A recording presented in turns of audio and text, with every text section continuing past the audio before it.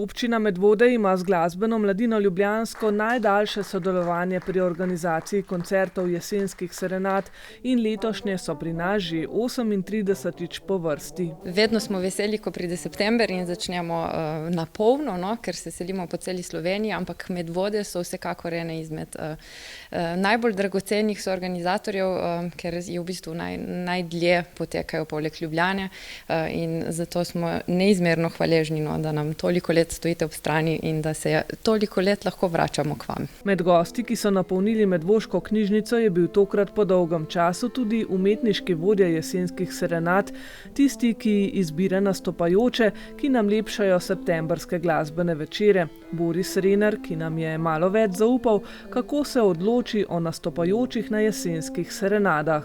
Kar se tiče izbora, je to do neke mere enostaven proces, do neke mere pa relativno kompliciran.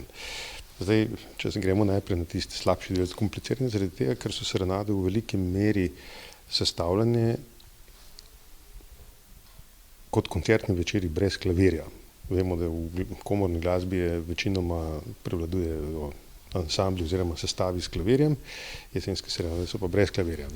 To je ena od tradicij, ki smo jo zdaj v 49. letu serenad prelomili in imamo v letošnjem letu tudi koncertni večer, kjer je klavir kot solistični inštrument zastopan. Seveda inštrumenti s tipkami smo imeli tudi v preteklosti prisotne. Na drugi strani je pa izbor enostavno zaradi tega, ker, kot ste omenili, je Slovenija polna odličnih izvajalcev in vsako leto je pravzaprav treba samo odpreti skrinjo, zajeti in Večinoma je proces angažiranja glasbenikov relativno preprost, saj so jesenske serenade dogodek, na katerem si večina glasbenikov želi nastopati. Nekoliko več logistike je potrebne pri organizaciji terminov, saj se koncerti selijo po 5 prizoriščih v mesecu dni in imajo nastopajoči kar nekaj vožnje in tudi različne prostore, v katerih nastopajo. V Medvodah Glasbena mladina ljubljanska odlično sodeluje z javnim zavodom Sotočje, s katerim določijo najbolj primerne lokacije glede na to, kdo nastopa. Nenazadnje v Medvodah imate kar nekaj prizorišč in zato je sigurno lažje kot kje drugje. Recimo v Ajdovščini, v Vipavskem križu imamo samo tisto grajsko klet, pa je včasih zanimivo, ampak tukaj pa vedno se najde za vsak instrument pravi prostor. Tako da do sedaj recimo Jaka Kljun, ki je igral, je bil blazno navdušen nad akustiko cerkve, je rekel, da že dolgo ni igral v tako prijetno akustični dvorani.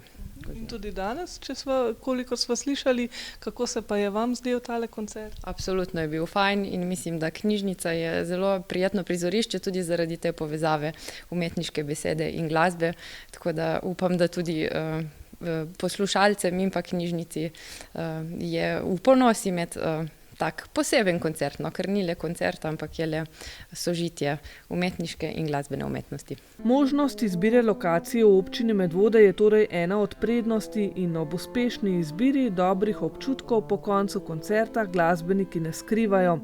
Tokrat sta Evfonij Nejca Merca, uspešnega glasbenika, profesorja, ki sodeluje celo pri razvoju trobil, in harmonika Matjaža Balažica, ki nastopa kot solist in član različnih komornih sestavov, orkestrov in glasbenih skupin, zazvenela skupaj v ravno pravšnji akustiki Medvoške knjižnice. Presenetljivo dobro. Ko vstopi človek v prostor, se mogoče malo straši vseh teh knjig, ki znajo delovati kot en dober absorber ponavadi, ampak ena do zdaj, kar smo igrala, smo imela od zelo suhih do v Ljubljani je bil zelo, bom rekel, taki glasen prostor, tu pa je bil en taki prijeten studijski zvok.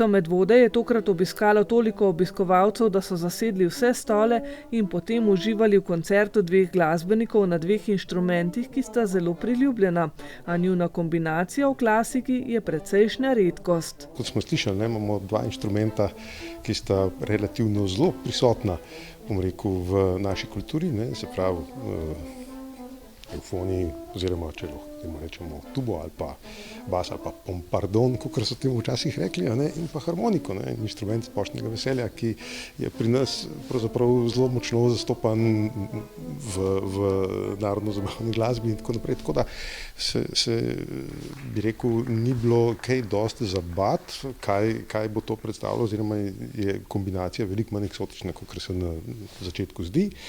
Po drugi strani sta pa mojstra izbrala spored, ki sta ga morala kar krepko, poiskati, nekako ukalupiti in najdeti eno dobro, pametno pot do tega, da seveda zadostite tistemu, kar serenadna publika najbolj želi, in po drugi strani, da seveda ohranita svojo umetniško potenco nedotaknjeno. To jima je tudi v popolnosti uspelo in producent jesenskih serenad je še enkrat več dokazal, da se da publiki ponuditi nekaj novega in svežega, obenem pa je za glasbenike to tudi izziv, ki se ga veselijo. Ta duet je nastal iz čisto enostavnega mota, zakaj pa ne?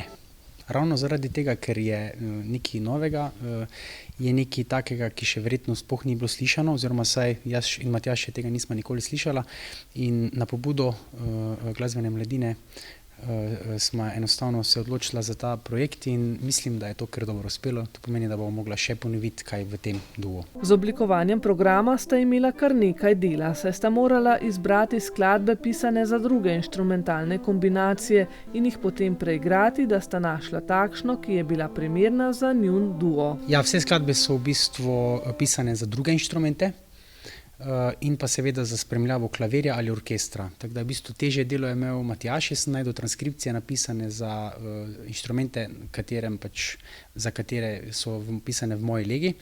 Matjaž je pa v bistvu imel malo več dela, da si je iz teh orkestrskih izvlečkov oziroma iz klavirskega parta potegnil tisto, kaj bo igral. Zato sta morala oba glasbenika za tokratne serenade imeti kar precej vaj. Dosti. Ampak največ vaje smo porabila za izbiro programa, čisto iskreno. Da smo videla, kaj pa še skupaj, katera kombinacija bo najbolj primerna. Glede na to pa, da smo tudi sodelavca na konzervatoriju, ni bil problem z samimi vajami. Namesto, da smo šla na kavico, smo se podobila učilnici in smo šla vaditi. Se pravi, harmonika, prav tako kot evfoni, je relativno mlad inštrument, sploh v klasičnih vodah. Smo vajeni, poševnica, prisiljeni se iz projekta v projekt adaptirati, sploh kar se tiče pri kombinacijah z drugimi inštrumentami, se pravi pri izbiri programa, čeprav v zadnje čase obstaja že kar nekaj nove literature za naš inštrument, ampak za to kombinacijo res zelo malo. Se pravi, smo primorani poseči po klavirskih partih in se spopasti z njimi. Izbrati pa sta morala tudi skladbe, kjer sta do izraza prišla oba inštrumenta, se med seboj povezala in pričarala edinstvene glasbene kombinacije. Nisva toliko gledala, kdo se bo bolj prilagajal, kot sva na prvi eni taki malo daljši bralni vaji preigrala malo več raznih skladb, samo neke izvlečke in ponavadi takoj slišiš, katera stvar funkcionira in katero mogoče boljše pustiti za kakšno drugo kombinacijo inštrumentov. Morebiti so glasbeniki glavne zvezde večerov, a bistvo jesenskih serenad je tudi povezano s prozo in poezijo. In če se glasbeniki vsako leto zamenjajo, so interpreti umetniške besede večinoma isti igralci.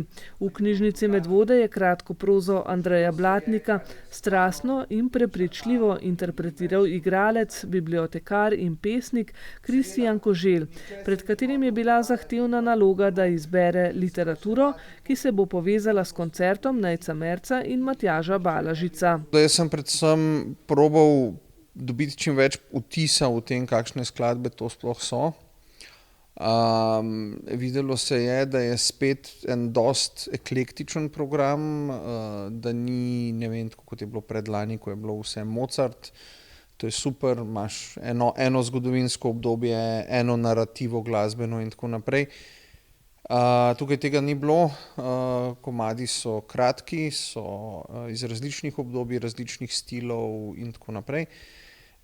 In potem sem iskal nek tekst slovenskega avtorja, seveda, ker poskušam primarno vedno izbirati slovenske avtorje za te serenade, ki bi nekako to raznovrstnost znal povezati. In glede na to, da je v Sloveniji iz meni neznanih razlogov žanr kratke zgodbe majčkeno zanemarjen, sem tokrat zajadral v Andreja Blatnika.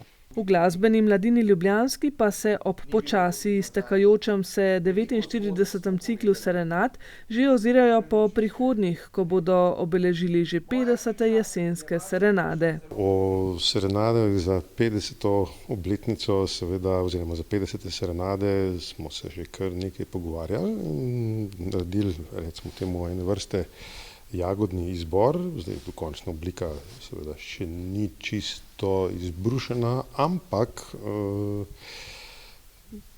čaka nas seveda letom primerna serenada in jaz mislim, da je tukaj glasbena mladina ljubljanska s tem prestopa en zelo pomemben mejnik v tem, ko, bom rekel, svojih 60 plus let delovanja potem nadgrajuje tudi s serenadami, ki jih je utemeljil profesor Tomaž Lorenc. No, in kot rečeno, ja, jaz imam to veliko čast, da to v tem trenutku še peljem naprej in seveda upam, da se vidimo tudi prihodnje leto.